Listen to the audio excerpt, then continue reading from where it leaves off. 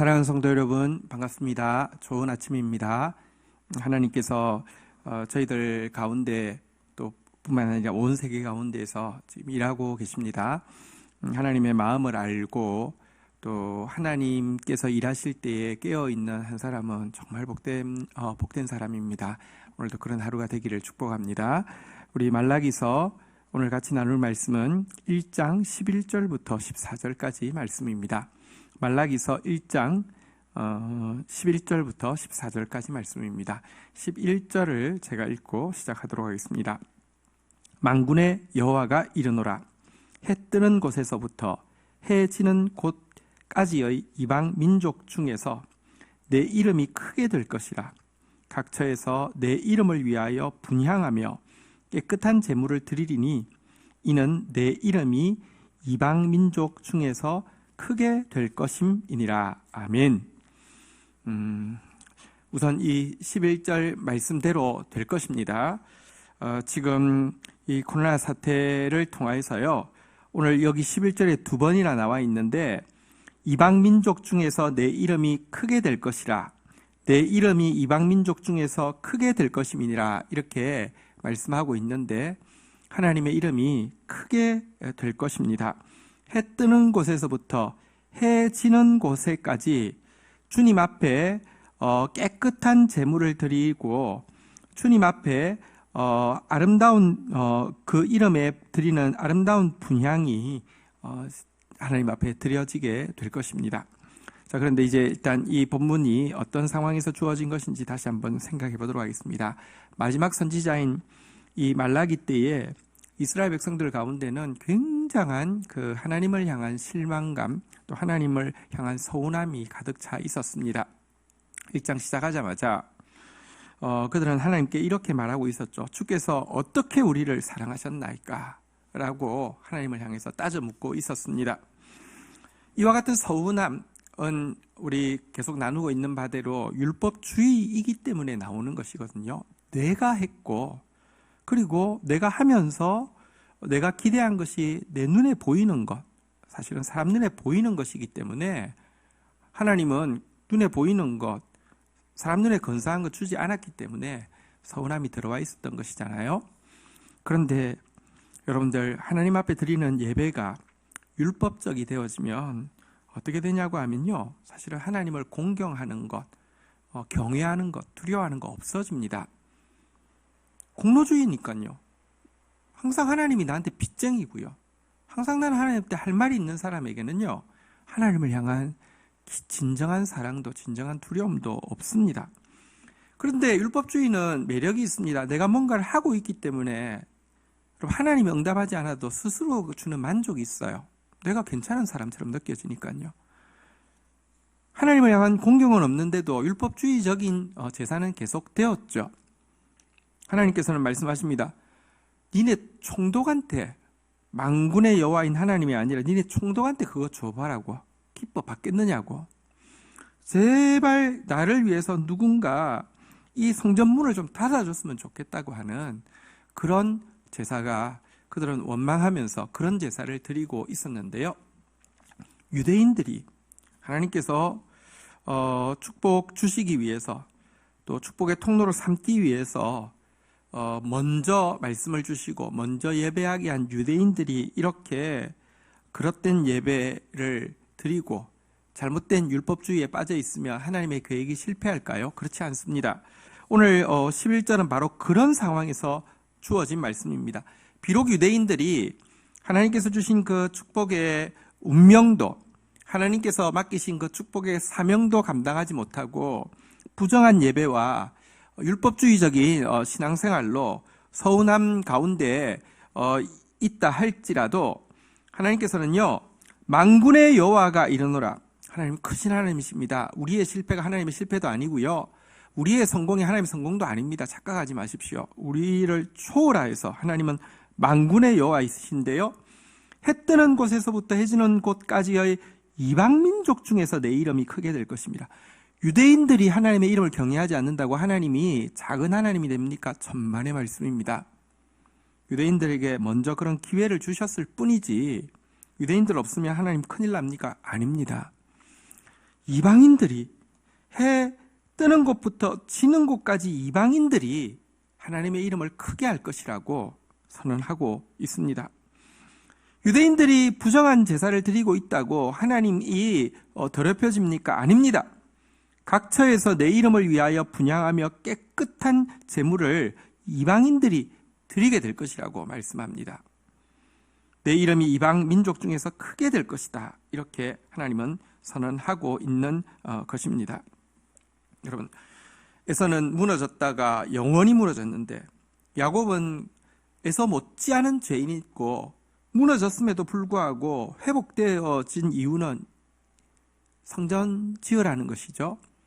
여기서 이 성전은 계속 강조하고 있지만 스룹바벨 성전은 눈에 보이는 화려한 솔로몬 성전 지으라는 것이었다고 하면 유대인들은 실패했고요. 또 차라리 하나님이 야, 너희 이거밖에 못해? 비교하시면서 옛날 성전, 솔로몬 성전에 대해서 자꾸 강조하시면서 하라고 하면 했을 거예요. 율법주의는 그런 매력이 있어요. 하나님은 그들이 지은 스룹바벨 성전이 부족하다고 이야기하지 않았습니다. 그것은 사실 내면의 성전, 오실 예수 그리스도를 예표하기 때문에 충분한데요. 그런데 문제는 그들은 하나님께서 무너졌음에도 불구하고 다시 살려주시고 성전 짓게 한 것이 하나님 앞에 무슨 기여하는 공로가 아니라 하나님께서 그들에게 주신 얼마나 큰 은혜인지 알지 못함으로 말미암아 예배를 이렇게 더럽혔지만 하나님은요, 그럼에도 불구하고 하나님의 뜻을 이루시겠다고 모든 열방이 예수 그리스도의 이름 앞에서 축복을 받게 되는 그 역사를 이루시겠다고 선언하고 있습니다. 이 역사를 이루시기 위해서 이스라엘의 혈통으로 이 땅 가운데 오셨고요. 모든 민족에게 복음이 전거되어지게 하고 구원받은 진실한 성도들이 참된 정결한 예배를 드리게 함으로 하나님의 이름을 높이게 만드신 분이 예수 그리스도이십니다. 그래서 11절의 이 예언은 예수 그리스도께서 유대인은 실패했지만 이스라엘의 혈통으로 오신 예수 그리스도를 통하여서 하나님의 계획이 성공되어질 것에 대해서 예언하는 것입니다. 우리가 하나님의 일에 섬기면서 항상 두 가지를 가져야 합니다. 첫 번째는 은혜라는 것을 잊어서는 안 됩니다. 진짜 은혜입니다. 그러나 또 한 가지 가져야 되는 것은요, 하나님은 하나님의 부르심과 하나님의 은사에는, 다시 말하면 하나님의 선택에는 결코 후회도 없을 뿐만 아니라 결코 실패도 없다는 사실입니다. 이것에 대한 믿음이 우리로 하여금 담대하게 하나님께서 나를 부르신 그 소명에 헌신할 수 있도록, 그 소명을 향해서 끝까지 달려갈 수 있도록, 아니 심지어 소명을 향해서 평생 달려가도 눈앞에 아무것도 보이지 않는다 할지라도 기쁘게 그 소명의 끝자락에서 하나님 찬양할 수 있는 이유는요, 모든 것이 은혜일 뿐만 아니라 하나님의 부르심에는 절대 실패도 절대 후회도 없다는 사실을 믿기 때문입니다. 자, 이렇게 이스라엘의 어떠함과 상관없이 하나님의 계획은 축복의 운명, 축복의 통로의 사명은 이루어질 것이라고 말씀하시고는요, 그러나 이 사명을 부여받은 유다가 그 사명 감당하지 못한 것에 대해서는 이렇게 책망하십니다. 12절, 13절 교독하겠습니다. 12절 제가 읽습니다. 그러나 너희는 말하기를 여호와의 식탁은 더러워졌고 그 위에 있는 과일 곧 먹을 것은 경멸이 여길 것이라 하여 내 이름을 더럽히는도다. 13절 13절 같이 읽겠습니다. 만군의 여호와가 이르노라 너희가 또 말하기를 이 일이 얼마나 번거로운가 하며 코웃음 치고 훔친 물건과 저는 것 병든 것을 가져왔느니라.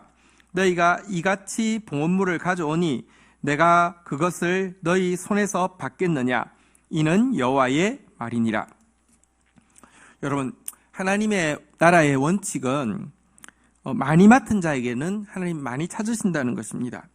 큰 소명을 받은 자에게는 특권과 능력도 부여되어지는 동시에 책임과 심판도 따른다는 것을 알아야 합니다. 하나님께서 이스라엘에게 축복의 운명을 주시고 축복의 통로의 사명을 주셨는데 그들이 감당하지 못했다는 것은요, 그럼에도 불구하고 하나님은 그 뜻을 이루시겠지만, 예수 그리스도를 통해서 이루시겠지만 그들에게는 심판이 있음을 이렇게 암시하고 있습니다. 특별히 이들에게 심판이 임할 수밖에 없는 이유에 대해서 그들이 지금 하나님의 제단에서 어떤 범죄를 하고 있는지를 지적하고 있습니다. 이것은 그들이 어떤 마음으로 예배 드리는지, 어떤 태도로 예배 드리는지를 잘 보여주고 있습니다. 율법주의는 분명히 무언가를 합니다. 절대로 안 하지 않습니다. 이스라엘은 나라가 없어질 때까지 끝까지 제사 드렸습니다. 그런데요, 율법주의로 하면요, 내가 하고 공로로서 하면요, 서운함 가지고 하면 어떻게 되느냐? 여호와의 식탁은 더러워졌다. 그 위에 과일 곧 먹을 것은 경멸이 여길 것이다. 라고 이야기합니다. 야, 이거 뭐 해봤자 뭐 입이 있어서 뭐 드시겠어? 라고 이야기하면서 대충 갖다 놔. 이제 이렇게 되는 것이죠.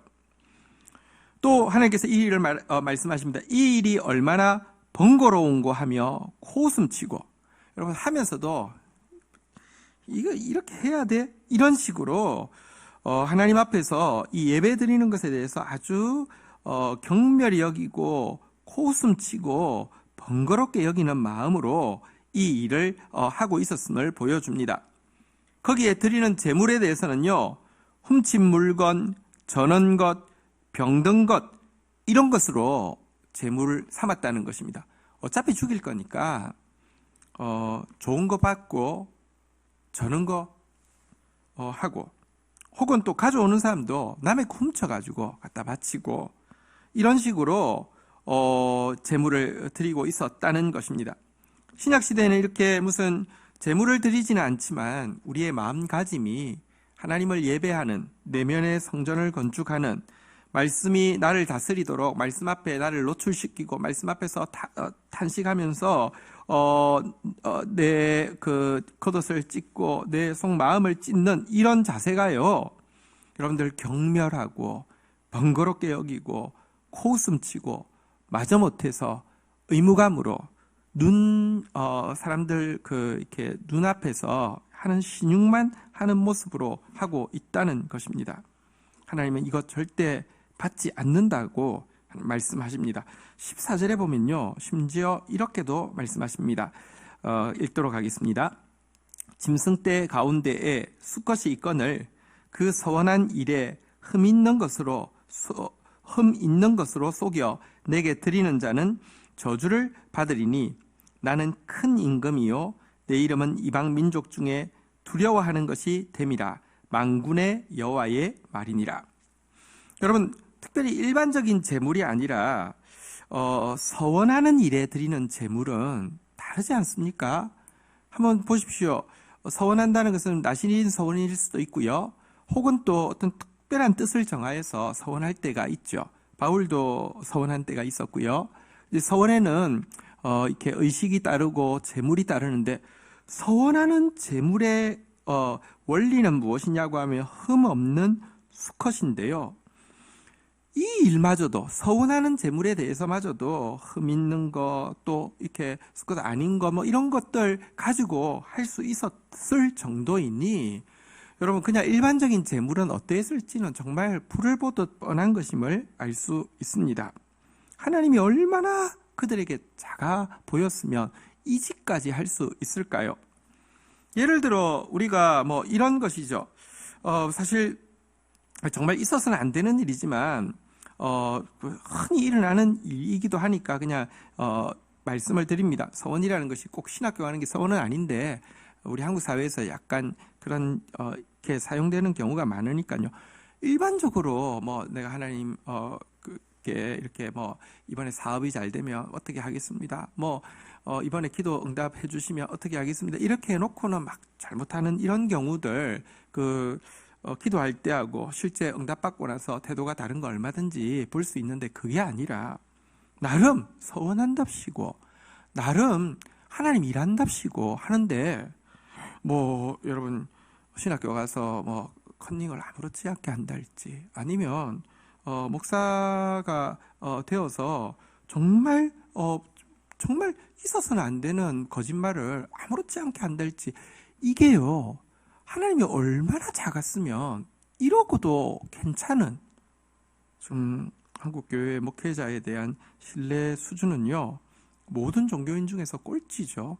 그렇다고 하면 모든 종교에서 그 종교가 믿는 신이 있잖아요. 신 중에 하나님이 제일 초라하고 작다는 평가가 나올 수 있지 않겠습니까? 그 정도로 하나님을 작게 만들 정도로 그 당시에도 서원한 것에 대해서도 이 지경을 하고 있었다고 성경은 이야기를 하고 있습니다.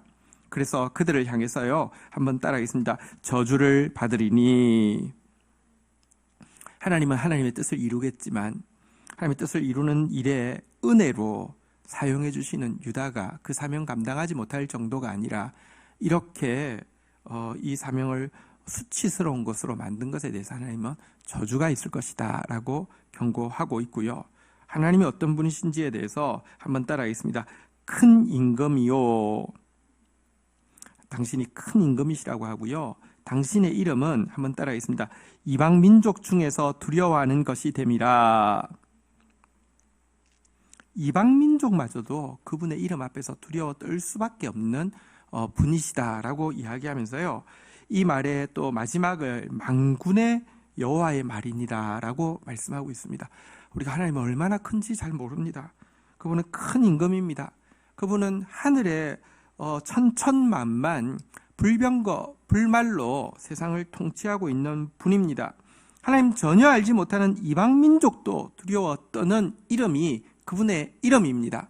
정작 하나님께 부름받고 사용받는 우리한테 하나님이 제일 만만해져 있고 우리한테 제일 작아져 있고 우리한테 빗장이가 돼 있는 우리가 채권자처럼 하나님을 휘두르는 이런 악행을 범하고 있다는 것입니다.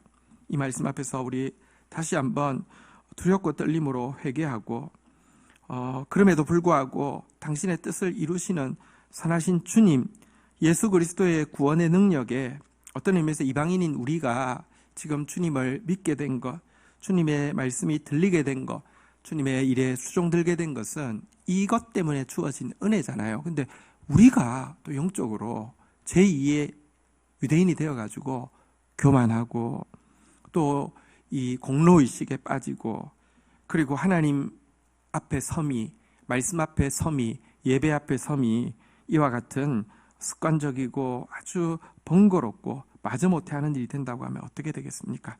회개하고 마지막 때 주께서 이루실 열방이 말씀으로 돌아올 그 새날에 대해서 꿈꾸고 그 일에 하나님 이왕 써주시기로 하셨사오니 죄인오라 하실 때 날 부르소서. 하나님 내가 그 일에 꼭 사용받게 하여 주옵소서. 이런 서원으로 함께 나갈 수 있기를 주의 이름으로 축원드립니다. 주신 말씀 가지고 제가 대표로 기도하며 나가도록 하겠습니다. 하나님 감사합니다. 우리가 하나님의 이름을 작게 만들었고 더럽게 만들었습니다. 정말 수치스럽게 만들었습니다. 용서하여 주시옵소서. 그러나 주님의 이름은 만군의 여호와이심을 고백합니다. 주님의 성호는 해 뜨는 곳에서부터 해 지는 곳에서까지 이방 민족 가운데서도 크게 될 이름임을 고백합니다.